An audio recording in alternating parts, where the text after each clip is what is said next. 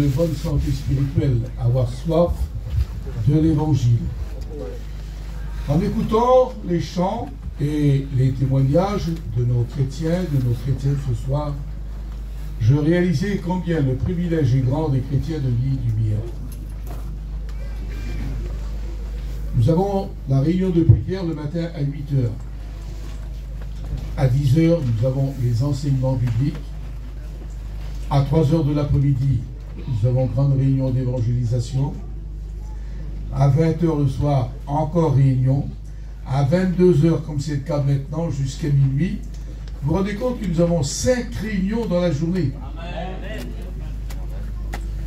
Alors que je pense qu'à côté de nous, des milliers, pour ne pas dire des millions, n'ont jamais écouté l'évangile une seule fois dans leur vie.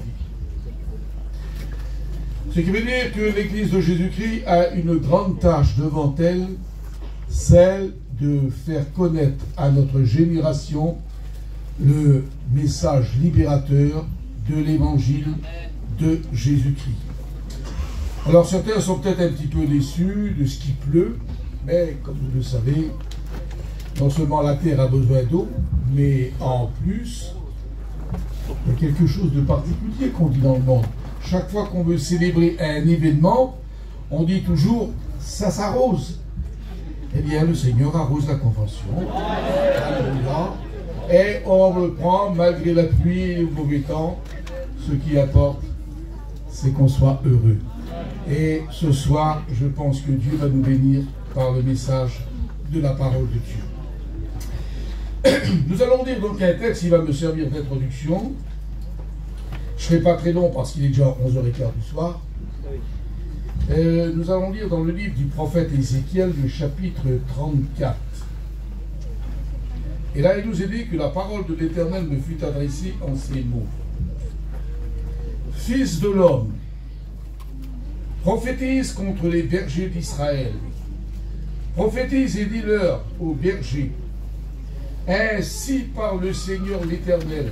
Malheur aux bergers d'Israël qui se paissent eux-mêmes, et que les bergers devraient ne pas se paître entre eux. Et le prophète ajoute, vous n'avez pas été chercher et encourager la brebis qui était faible. Vous n'avez pas guéri celle qui était malade. Vous n'avez pas pensé celle qui était blessée. Vous n'avez pas été encouragé et cherché celle qui s'est garée. Et vous n'avez pas pris soin de celle qui était perdue. Nous avons donc ici 5 sortes de bergers et 5 sortes de brebis différentes. Et nous allons, par la grâce de Dieu, essayer de détailler ce texte mystérieux de la parole de Dieu, parce que le prophète Ézéchiel est appelé aussi l'Apocalypse de l'Ancien Testament. Ézéchiel était un jeune prophète, âgé de 30 ans, quand il va subir une catastrophe sans éminent. La guerre va ravager le beau pays d'Israël qu'il habite, et non seulement le pays va être ravagé, mais lui-même va être enlevé par les ennemis. Il va être déporté avec 10 000 autres chrétiens, de sorte que Israël, qui était depuis un certain temps dans le pays de la promesse, qui avait été le rêve, et que ce rêve est en train de se transformer ce jour-là en un affreux cauchemar. L'impensable venait d'être arrivé, frères et sœurs. Le peuple de Dieu qui était dans la félicité avec un Dieu tellement merveilleux qui les avait nourris pendant 40 ans dans le désert, en leur donnant la nourriture nécessaire, etc. Et puis que tout à coup, ils se sont mis à oublier ce grand Dieu qu'ils avaient.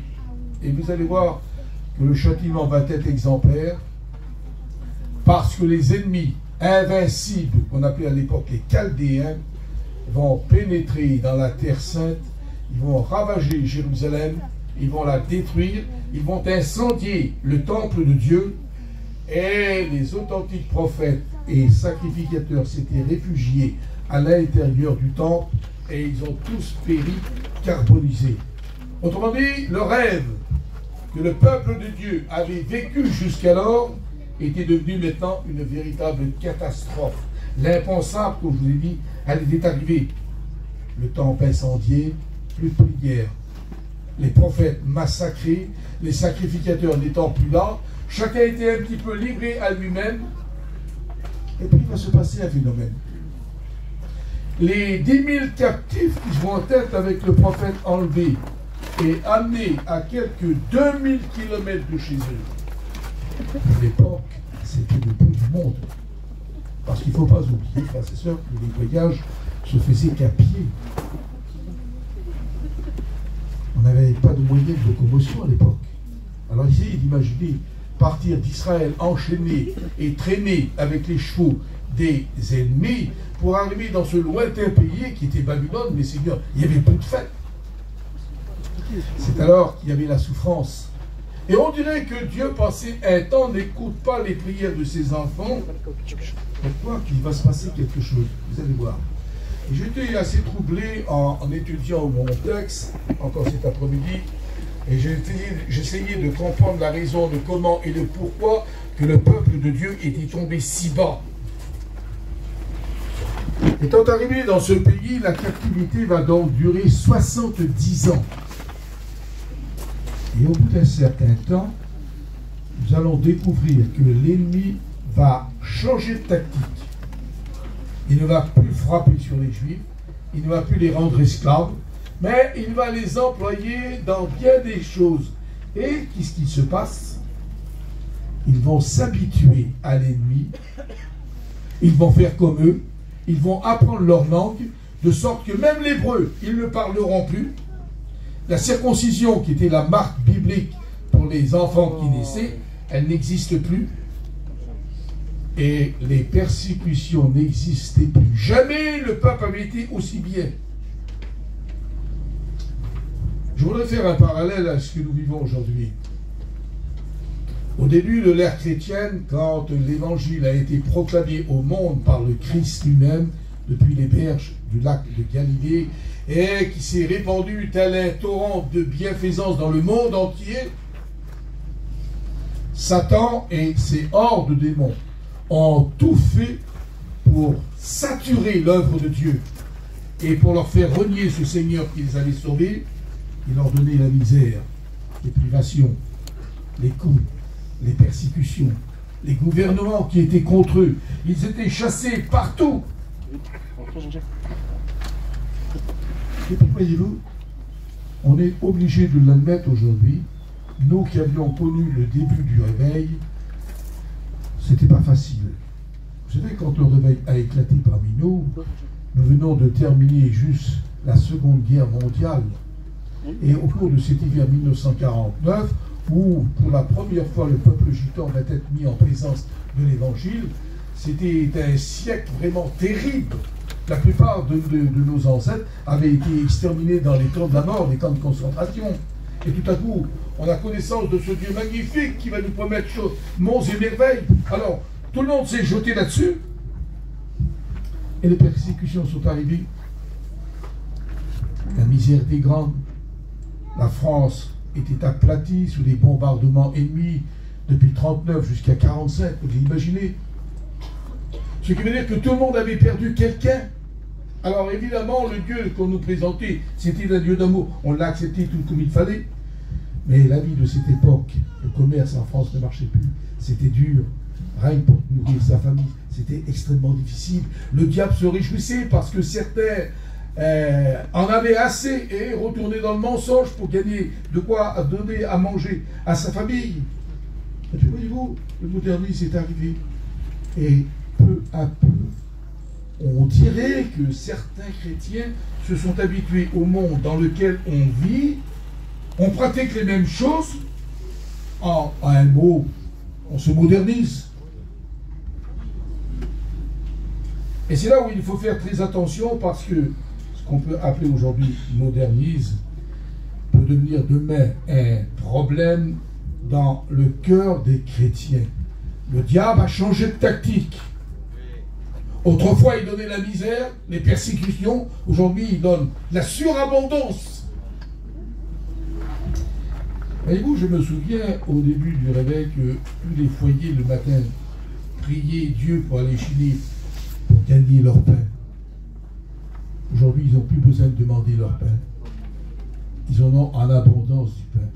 Et je dirais même qu'il y en a même de trop parce que, avec ce que nous remplissons dans nos poubelles, ceux à qui nous évangélisons dans les pays de l'Est voudraient bien l'avoir dans leur assiette, ce qu'on jette dans nos poubelles. Ouais. On ne s'en rend pas compte. On ne le fait pas en méchanceté. Mais on s'est habitué à une certaine vie. Et puis l'abondance a fait que parfois on oublie même de prier Dieu. Et c'est là que, dans ce contexte de misère où Ézéchiel, avec le peuple qui est en captivité et qui tout à coup, et la captivité a cessé, ils sont dans l'abondance, et quand ils prêchent qu'il faut retourner en Israël, ils ne veulent plus retourner. Ils ne veulent plus aller dans le pays de la promesse, ils veulent rester dans le pays des ennemis, parce que les ennemis leur donnent tout. Et ce qui est arrivé, malheureusement, à certains rétrogrades qui sont retournés dans le monde pour avoir tout ce que leur monde leur offre. Et c'est un endroit dangereux qui est le monde, chers frères et sœurs. Et d'autant plus dangereux que nous approchons de la fin des temps, où toutes les prophéties bibliques qui parlent du retour de Jésus-Christ, elles ont toutes été accomplies. Il n'y a plus de prophétie à attendre. Je suis avec beaucoup d'intérêt toutes les informations que nous donne la radio et la télévision. Et je compare souvent ces choses aux prophéties bibliques que Jésus a annoncées dans l'évangile de Luc au chapitre 21. Je vous conseille demain ou ce soir, si vous voulez, de relire ce que Jésus a prévu. Et qu'il nous montre qu'il y aura, qui va précéder son retour, ces fameux tremblements de terre qui seront partout, ces inondations qui sont partout, la guerre qui est partout, les épidémies qui sont en train de ravager le globe. Eh bien, tout ça a été prévu. Et quand vous lirez le verset 34, il sera encore plus précis. Toutes ces choses arriveront comme un filet qui va tomber sur le monde à l'improviste.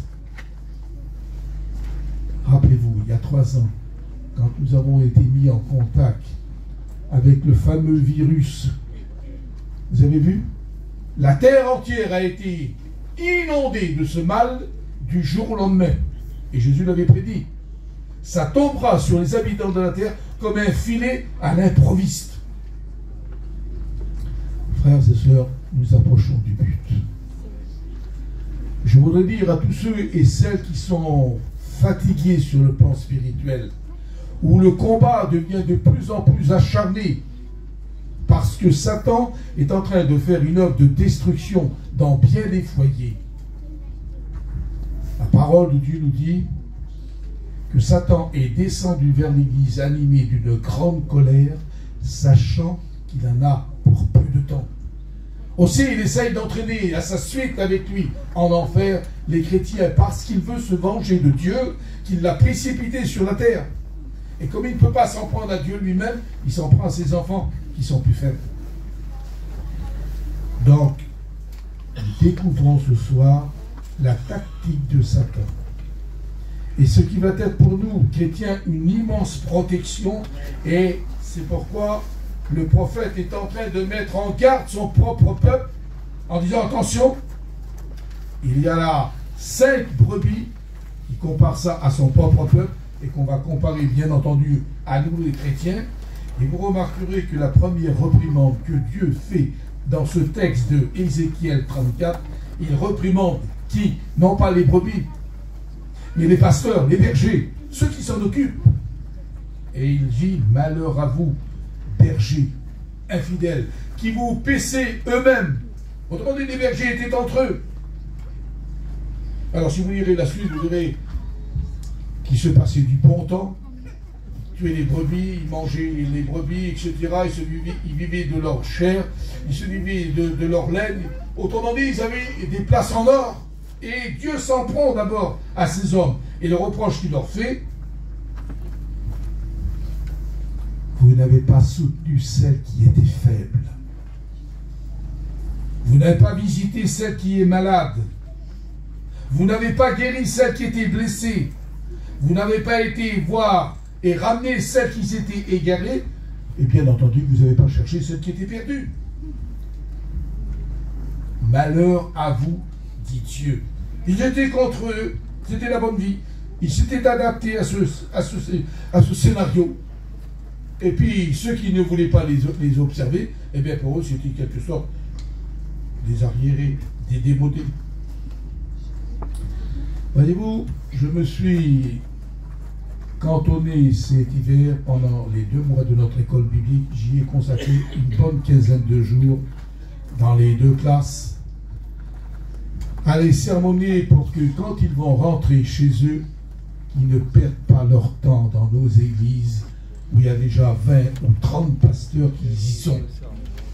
Et je leur dis, chers frères étudiants, c'est pas là qu'on a besoin de vous. Dans l'église, c'est tout des sauvés. Les brebis qui sont malades et qui sont perdues, celles qui sont égarées, elles ne sont pas dans l'église, elles sont dans le monde. Allez chez eux. Ça a été le message que j'ai essayé de leur faire comprendre, de manière à ce que la brebis qui est faible, par le soin du jeune pasteur, elle peut être fortifiée parce qu'elle est fragile. Et le serviteur doit prendre soin de ceux qui sont fragiles. Ensuite, Dieu s'en prend encore à ses prophètes en leur disant, vous n'avez pas guéri celle qui était malade. Je me souviens quand il y a eu le Covid, que ce soit les pasteurs protestants ou autres, ou les prêtres même catholiques, ils n'allaient même plus visiter les malades, tellement qu'ils avaient peur de la contagion et de la maladie. Or, le devoir d'un homme de Dieu, c'est d'aller prier pour les malades, quel que soit l'endroit qu'ils sont, ou dans leur demeure, ou dans les hôpitaux, les encourager, les visiter. Jésus l'avait dit à ses propres apôtres, quand j'étais malade, vous ne m'avez pas visité. Mais quand est-ce qu'on a vu ça, Seigneur? Chaque fois que vous avez fait ça à l'un de mes plus petits, c'est à moi que vous l'avez fait. Vous savez, frères et sœurs, l'évangile, c'est la chose la plus simple qu'il y a au monde. C'est parfois les hommes qui la compliquent. Et là, Dieu est en train de mettre devant la réalité des choses la responsabilité des bergers de l'époque qui ne faisaient pas le travail convenablement comme il fallait. Ce qui veut dire que la brebis qui était faible, elle était abandonnée. Celle qui était malade, on n'en prenait pas soin. Et puis, j'ai regardé un peu plus bas où Dieu dit, vous n'avez pas soigné celle qui était blessée. J'ai fait des recherches dans la parole de Dieu, bien entendu, pour trouver les brebis qui sont blessées, et Dieu sait s'il y en a. Les blessures des chrétiens, des chrétiennes, elles sont immenses. La calomnie blesse. Les circonstances des choses de la vie nous blessent, nous font du mal. Et puis parfois, quand les choses viennent de nos proches, de nos amis, de notre famille, ça fait encore plus mal.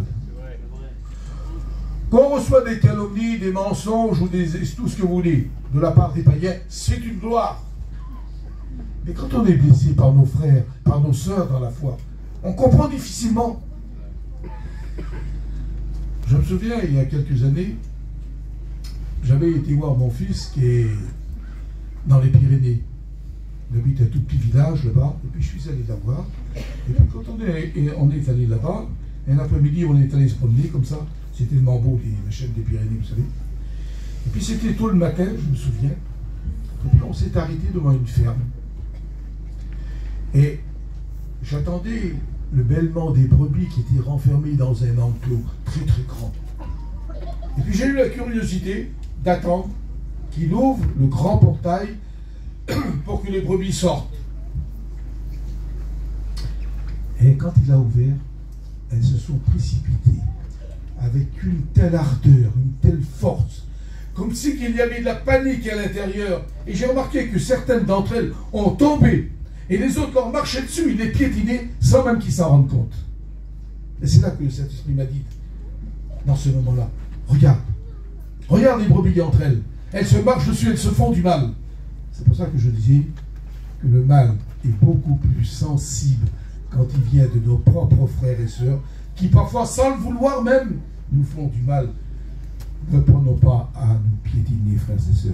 N'utilisons pas les armes de Satan pour faire du mal entre nous. Ne nous déchirons pas. Et que Dieu fasse, on s'aime de plus en plus à la gloire du Seigneur. Amen. Alors, la parole de Dieu nous donne également un autre exemple. Celui d'aller chercher celle qui est égarée. On raconte que les bergers eux-mêmes le disent, les authentiques bergers, que la brebis n'est pas très intelligente. Et il arrive souvent qu'elle s'égare du troupeau pour aller brouter ailleurs quelques autres herbes. Et sans s'en rendre compte, elle abandonne ses camarades et elle marche, et elle va découvrir un ennemi qui est là sur place. Elle ne s'en rend pas compte, et c'est souvent des buissons d'épines. Je vais vous dire pourquoi, parce que je l'ai vu de mes yeux. Elles ont de la laine tellement épaisse sur eux que quand elles frôlent les ronces s'en mêlent dans leur laine et elles deviennent prisonnières. Elles ne peuvent plus bouger. Et plus elles tirent, plus elles se blessent, plus elles se font mal. Et à ce moment précis qu'elle est prisonnière, elle devient une proie facile. Et ces épines vont nous appeler à une profonde réflexion ce matin, parce que nous, qui sommes brebis du Seigneur, il arrive, en lisant l'Écriture sainte, bien entendu, que les épines sont aussi le symbole des soucis que nous donne la vie d'aujourd'hui. Et le vieux prophète Michée avait écrit quelque chose à ce propos des épines. Il avait dit: le meilleur des hommes,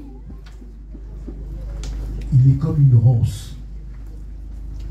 Et le plus droit d'entre eux, il est pire qu'un buisson d'épines. Incroyable, c'est vrai que le monde est dangereux aujourd'hui. Le monde est ingrat. Le monde qui ne connaît pas Dieu, c'est très difficile de s'y adapter avec eux. Pourquoi? Parce qu'ils ne connaissent pas le Christ. Ils ne sont pas manifestés par l'amour de Dieu. Et la petite brebis qui est prise dans les épines, les soucis de la vie, elle ne bouge plus. Et pour les loups, parce qu'en Israël, il y avait énormément de loups, elles vont être une proie facile, elles vont vite se faire dévorer. Il y avait également des lions en Terre Sainte. Et là, c'était encore plus fort. Et il y avait même des ours. Et voyez-vous, ces trois animaux dans la parole de Dieu sont des grands symboles pour nous chrétiens de prendre garde au danger dans lequel on vit aujourd'hui. Les loups, dans la parole de Dieu, symbolisent les fausses doctrines. Jésus l'avait dit, faire attention à ces hommes, ce sont des loups déguisés en brebis et ils viennent pour déchirer et ruiner le moral des enfants de Dieu. C'est pour ça que nous veillons si fort sur la doctrine de la parole de Dieu. Et c'est pourquoi que le corps pastoral de notre mission n'a pas permis que les fausses doctrines viennent chez nous. Comment vous expliquez que chez nous, les tombeurs, ça n'existe pas, les danseurs, ça n'existe pas, les souffleurs, il n'y en a pas? Pourquoi on ne chasse pas les démons de coup de paletot comme ils le font certains Américains? Parce que la Bible nous dit qu'il ne faut pas le faire. Les loups qui sont là sont séduisants. Et certains pensent, oh là, quels les hommes de Dieu, mais ils sont en train de faire tout ce qui est contraire à l'Écriture. Et la petite brebis qui est prise dans ses épines, elle va croire comme du fer que c'est vrai. Vous savez, depuis le début de mon ministère, qui remonte quand même à quelques années, j'ai eu l'occasion d'aller prêcher la parole de Dieu dans 63 nations différentes. Parmi les plus pauvres comme parmi les plus riches. Et j'aimerais vous dire cette anecdote, que parmi les plus riches, c'est là où il y a le plus de danger. Nous sommes allés dans certains endroits et nous avons pu découvrir la tactique mauvaise de certaines dénominations qui font, et ça, on l'a vécu. Je l'ai aussi un jour enseigné à nos élèves de notre école biblique pour qu'ils soient prudents de ne pas aller n'importe d'où. Même si on lit les mêmes versets, mais on ne les applique pas de la même manière. Dans certaines églises aux États-Unis, par exemple, il y a là-bas le grand standing, comme vous pouvez l'imaginer. Alors, à l'entrée de ces grandes portes, il y a des hôtesses qui sont là. Et quand elles voient venir les gens qui arrivent pour la première fois, elles leur demandent leur nom, leur adresse, où vous habitez, monsieur, madame. Désolé, un gradué, il vous dit tout en 5 minutes. Et qui c'est qui vous a amené ici? Eh bien voilà, quelqu'un m'a dit qu'on priait pour les malades. Ah bon? Et qu'est-ce que vous avez comme maladie? Eh bien, c'est pas moi, c'est surtout mon mari, madame, vous voyez, il est à l'hôpital, etc. Ah bon, d'accord. Alors, elle note tout ça sur un papier. Et venez, on va vous conduire. Et elle le met à un fauteuil, on va dire, pour simplifier, le numéro 10. Ensuite, dans un autre contrée, il y aura telle ou telle maladie qui sera au numéro 12 ou 15, etc. Et les hôtesses remènent à leurs orateurs ce fameux papier avec les maladies des gens. Suivez-moi bien. Et quand cet orateur arrive, il fait comme si qu'il rentre en transe. Voilà, Dieu me montre quelque chose, la personne au numéro 10 est atteinte d'un cancer. Ah oui, mais il a le papier devant les yeux. Alors les autres, ils tombent à mort là-bas. Quelle puissance qu'il a. Mais c'est du mensonge. Et voilà la raison pour laquelle on fait barrage à l'erreur. Ça se passe pas dans Vie et Lumière. On prie pour les malades, on impose les mains, bien entendu. Mais ça, tout ça, c'est biblique. Alors faisons attention au loup. Et la petite brebis qui ignore, qui n'est pas très intelligente, se laisse prendre dans le piège de ses épines, et le lion qui vient. Et là, c'est encore pire, parce que la parole de Dieu dit que Satan rôde comme un lion rugissant, cherchant qui il va dévorer. Je vous donne la référence pour les chrétiens, les pasteurs le savent. 1 Pierre 5, 8. Parlons maintenant de l'ours, qui est un prédateur terrible, une force inouïe. D'un seul coup de griffe, il peut ouvrir en deux un homme, tellement il est puissant, tellement il est fort. Eh bien, la parole de Dieu le compare, lui, au monde, avec les convoitises qu'il produit. Et aujourd'hui, avec toutes ces nouveautés qui surgissent dans la cervelle de tous ceux qui font des inventions, attirent les gens comme du miel. Et ces inventions nous perturbent notre vie spirituelle. Bon, je ne veux pas paraître démodé, je ne veux pas paraître arriéré. On a tous notre téléphone dans notre poche. Ce qui est dangereux, c'est l'Internet. C'est tout ce qu'il y a dedans et il est contraire à l'enseignement de la Bible. Il y a des choses qui ne sont pas bonnes. Tout n'est pas bon dedans. Et c'est là qu'il faut bien faire la différence. Qu'on s'en serve, oui, pour des besoins comme ça. Mais quand ils passent du temps indéfini, comme certains le font, du soir au matin, ils ont ça dans la main, ils ne peuvent plus vivre sans eux. Même dans les réunions, ils l'ont dans les mains. Ils n'écoutent plus le pasteur et l'autre, ils trifouillent dessus. Vous ne rendez pas compte de la puissance que peut avoir ces petits appareils de 100 grammes. Vous allez dans une salle d'attente, il y a 20 personnes, il n'y a pas personne qui se parle entre elles. Elles sont toutes assises, elles ont tous leur téléphone. J'ai pris l'avion avec ma femme il y a 1 an. Nous allions en Suisse. Nous étions dans l'aéroport de Paris. C'est immense, hors d'île. Et bien dans les salles d'attente, il y a des centaines de personnes, je dis bien des centaines de personnes. Il n'y a plus aucune conversation entre elles. Tout le monde est assis et tout le monde a son appareil de. Est-ce que vous vous rendez compte que si les hommes et les femmes d'aujourd'hui consultaient leur Bible comme ils consultent leur téléphone, ça serait les meilleurs chrétiens du monde. Et c'est pour ça que je disais à nos étudiants, au lieu de prendre l'Internet, mes frères, consultez plutôt votre Bible. Et là, vous êtes sur un terrain qui est sûr. Alors, notre dernière brebis, ce sera celle qui est perdue. Et perdue, c'est bien entendu, la brebis perdue, c'est des inconvertis.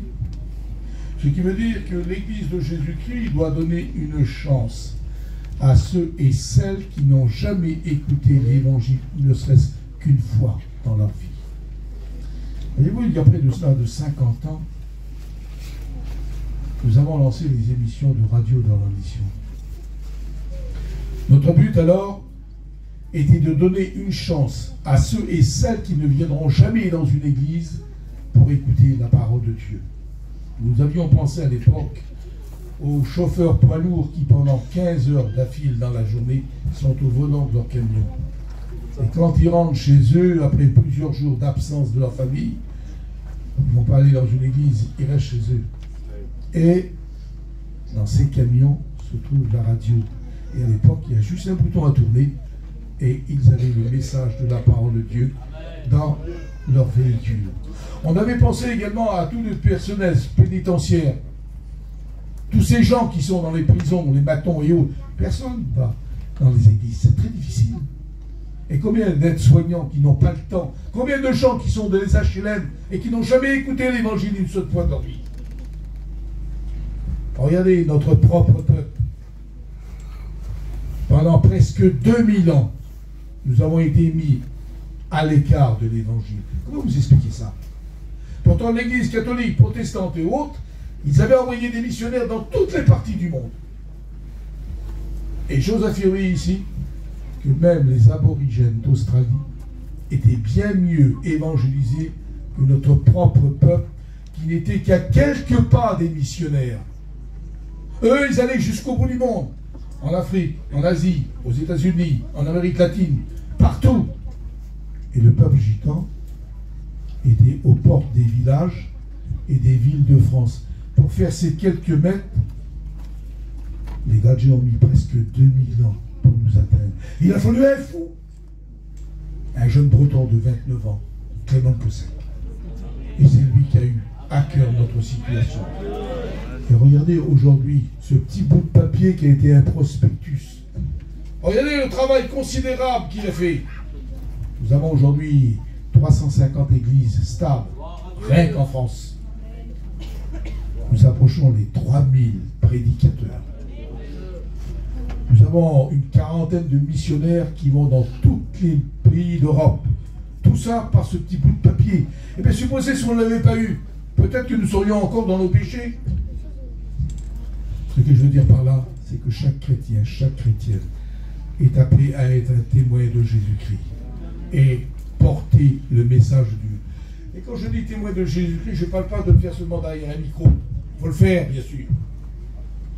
Et le véritable témoignage, c'est celui qu'on vit tous les jours dehors. Que quand les gens nous voient, ils disent ça, c'est des chrétiens.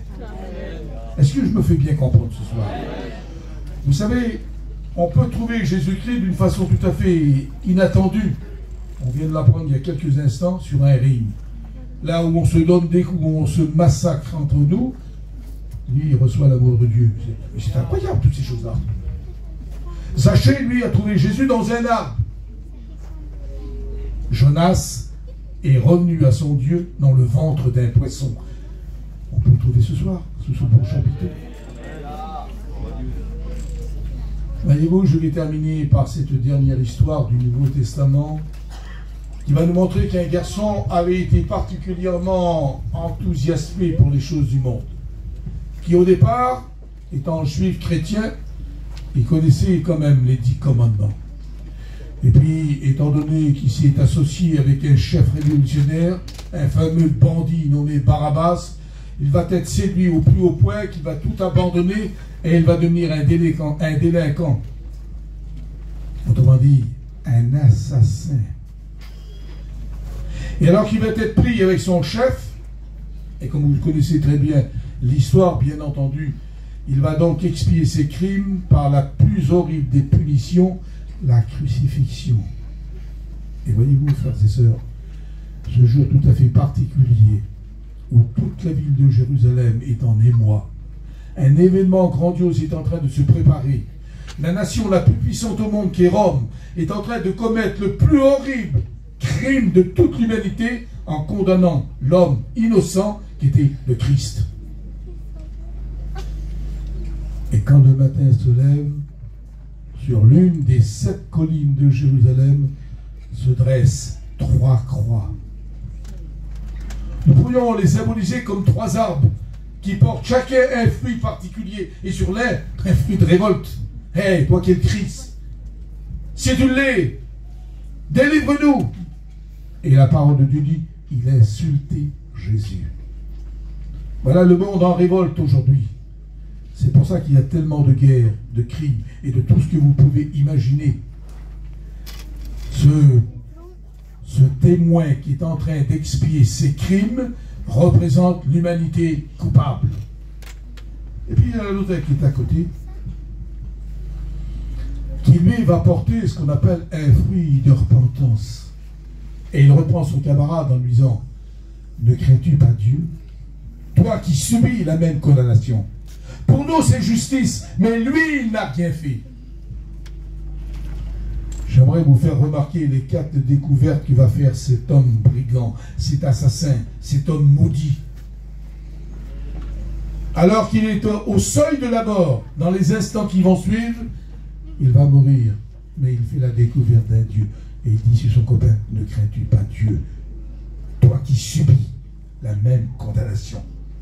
Au seuil de sa vie, il est en présence de ce Dieu qui a connu en étant jeune et qu'il a abandonné. Deuxième découverte, il se condamne lui-même. Ne crains-tu pas Dieu, toi qui subis la même condamnation? Pour nous, c'est justice. Vous voyez, conviction de péché. En général, les coupables se disent toujours innocents. Mais lui, il avoue ses crimes. Et il le dit à son copain. Pour nous, c'est justice. Nous payons nos crimes. Conviction de péché. Deuxième découverte. Et il va aller ainsi de découverte en découverte. Ne crains-tu pas Dieu, toi qui subis la même condamnation? Pour nous, c'est justice. Mais lui, il n'a rien fait. Et il est le seul, dans tout le Nouveau Testament, au jour de la mort de Jésus, qui est en train de proclamer l'innocence de Jésus. C'est incroyable, Seigneur. Alors je me suis posé la question, où sont les innombrables pécheurs qu'il a sauvés? Où sont les innombrables malades qu'il a guéris? Où sont même les apôtres? Personne n'est là. Il fallait qu'il soit seul. Vous savez pourquoi, frères et sœurs? Pour que vous et moi ne soyons plus jamais seuls. N'a-t-il pas dit, je serai avec vous jusqu'à la fin du monde? Et c'est alors que l'un des soldats cruels va tresser une couronne d'épines, dont on parlait il y a quelques instants. Et elle va le poser sur le front béni de Jésus, où le sang va ruisseler de ses plaies. Les épines autour de Jérusalem, il y en a plusieurs sortes. Certaines sont dures comme de l'acier, tranchantes comme des rasoirs. Et elles produisent des fièvres terribles. Et on se pose la question, peut-être, vous chrétiens, cela. Pourquoi l'ont-ils couronné d'épines? Pour qu'un jour, l'Église de Jésus-Christ soit couronnée de gloire. C'est ce qui fait toute la différence. Et puis enfin, dernière découverte de ce brigand. Seigneur, souviens-toi de moi quand tu viendras dans ton règne. Il découvre que Jésus va revenir. Seul un rétrograde peut savoir ça. Parce que comment peut-il savoir que Dieu existait? Comment peut-il savoir qu'il était coupable? Comment a-t-il pu savoir que Jésus était innocent? Et comment peut-il savoir qu'il revient? Autrement dit, c'était un rétrograde qui est reparti dans le monde, qui a été séduit par le fameux Barabbas, et tout à coup, au seuil de sa vie, il retrouve ce qu'il avait perdu. Eh bien peut-être, s'il y avait seulement un rétrograde, ou une rétrograde, elle peut retrouver ce soir ce qu'elle a perdu, à la gloire de son Seigneur. Je ne sais pas si ces paroles vous font du bien, mais à moi elles m'en font beaucoup, parce que ça donne une chance à ceux qui ont eu une faille dans la vie. Ça peut arriver, une chute. Où est-ce qu'il est notre potion là? D'accord. Donc tu serais plus à même d'expliquer ce que je vais dire, mais je pense que c'est dans la même lignée. Il arrive que comme l'un des combattants reçoit un épercute ou un crochet, il tombe. L'arbitre s'approche et il compte. 1, 2, 3. L'autre essaye de récupérer 4. Et si le boxeur est intelligent, il va mettre un genou à terre et il laisse compter l'arbitre jusqu'à 9 et il doit se relever tout de suite. Et il repart au combat. Se mettre à genoux, quelle bonté, Seigneur. Et compter jusqu'à 9. 9, c'est le chiffre de la perfection dans la Bible. Les 9 dons spirituels. Le fruit de l'esprit est au nombre de 9. À 10, on est out. Ça veut dire que vous êtes dehors. Alors Dieu nous a rendus plus que vainqueurs. Et vous savez ce que le mot plus que vainqueur veut dire? Ça Ça veut dire que l'adversaire sur le ring, on en a mis 3 KO et on dit au 4e. Ce qui veut dire que toute notre vie, nous aurons à affronter un champion de toute catégorie qui s'appelle Satan et le monde. Mais celui qui a commencé en nous cette bonne œuvre, il la rendra parfaite. Alors on va s'incliner. Et on va demander à notre boxeur qui se lève et qui termine par la prière. Merci Seigneur, Barodevel, pour cette bonne réunion. Merci pour ta parole qui a été apportée, Seigneur. Seigneur, merci Seigneur. Pour chaque personne réunie en ton nom, Seigneur, Barodevel. Je te demande de bénir chaque personne ici présente. Merci pour tes cantiques et tout ce que tu nous as apporté, Seigneur. Que toutes choses soient faites selon ta volonté, mon Dieu. Amen. Amen.